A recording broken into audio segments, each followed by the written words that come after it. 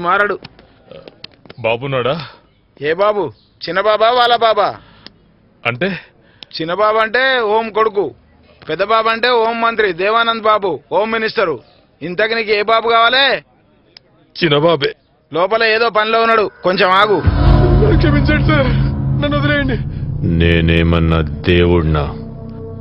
ఉప్పు కారం తింటున్న సామాన్య మానవుడిని.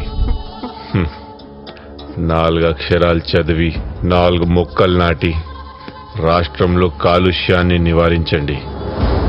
అంతేగాని రాజకీయాల్లో దిగి రాష్ట్రాన్ని మార్చేయాలని అనుకోకూడదు. ఏంటి, నా నియోజకవర్గంలో నా గురించి బ్యాడ్ గా ప్రచారం చేస్తున్నావంట? నన్ను వదిలేయండి, నాకు రాజకీయాలు వద్దు సార్, నేను వెళ్ళిపోతాను సార్. లేదురా, మీరు చదువుకున్న వాళ్ళు కదా, మార్చేస్తారు. మిమ్మల్ని తక్కువ అంచనా వేయకూడదు, అలాగే నిన్ను వదిలి నన్ను నేను మోసం చేసుకోకూడదు. ప్లీజ్ సార్, నన్ను వదిలేయండి సార్, మీ కాళ్ళు పట్టుకుంటాను సార్. ప్లీజ్ సార్, నన్ను వదిలేయండి సార్. ప్లీజ్ సార్, నన్ను వదిలేయండి సార్, నేను రాజకీయాలకు రాను సార్. నా కంట్లో నలుక పడితే తీసేస్తా. అలాగే నా దారికి ఎవరన్నా అడ్డొస్తే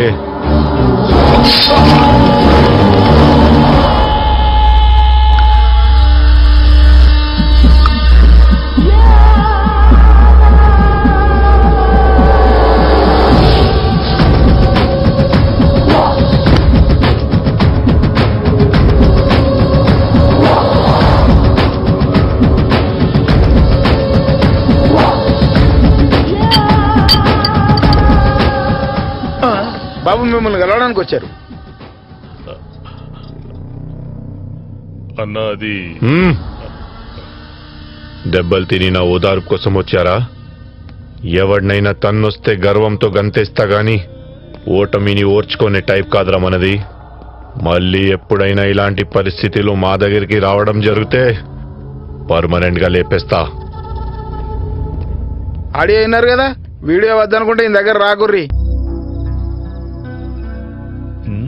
రేయ్, ఏంట్రా మందు గ్లాస్ వదిలేసి ఖాళీకి కూర్చున్నావు? మనసేం బాగలేదురా. ఎందుకని? చైతన్య గురించిరా. వాడికి తల్లి లేనిలోటు తెలియకుండా ఉండాలని గారాబంగా పెంచాను.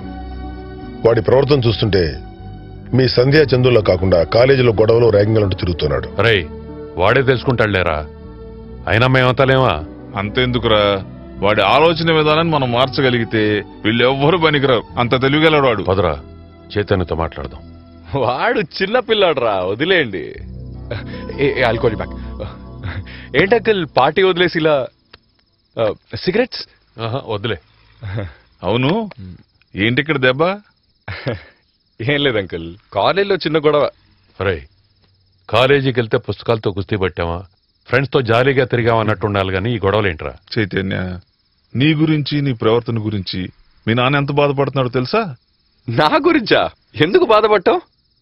కాలేజ్లో ఇదంతా కామన్ అంకుల్. అంతెందుకు, మీ టైంలో ర్యాగింగ్ లేదా? ఉంది, మా రోజుల్లో కూడా ఉంది. ర్యాగింగ్ అనేది నదీ సంగమలాగా ఉండాలి గాని బీటల వారిని ఎడారిలా ఉండకూడదు. మన భారతదేశంలో వివిధ కులాలు, మతాలు, భాషా ప్రాంతాల సంఘ సంస్కృతి మిళితం చేసి ఒకే తాటిపై తీసుకొచ్చేట్టు ఉండాలి గాని పులి జింకలను వేటాడినట్టు కాదు. అలాగే నువ్వు ఒక లీడర్ లాగానో హీరో లాగానో ఉండాలి గాని విలన్లా కాదు. అలాగే జీవితంలో మీరు కూడా పైకి రావాలని, మాకంటే బాగుండాలని మీ నాన్న కోరిక, మా ఆశరా. చేతు, వస్తా పదరా.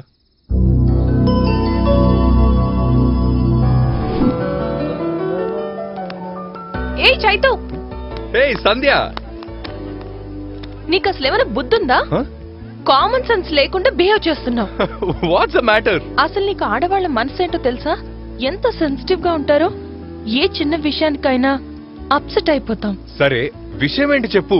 నువ్వు నిన్న చేసిన ఘనకార్యానికి ప్రణీత ఈ రోజు కాలేజ్ కి రాలేదు, అది తెలుసా? నేనేం చేశాను? అందరి ముందు అలా తిడితే ప్రణీతే కాదు, ఏ అమ్మాయి అయినా అలాగే రియాక్ట్ అవుతుంది. నువ్వు నీ బిహేవియర్ మార్చుకోరా. నువ్వు చేసింది కరెక్ట్ కాదు చైతు. ఇమీడియట్ గా ప్రణీత కాల్ చేయి. ఏం మాట్లాడుతున్నావు అసలు? లైట్ తీసుకో సంధ్య. నీకెందుకంత ఈగో?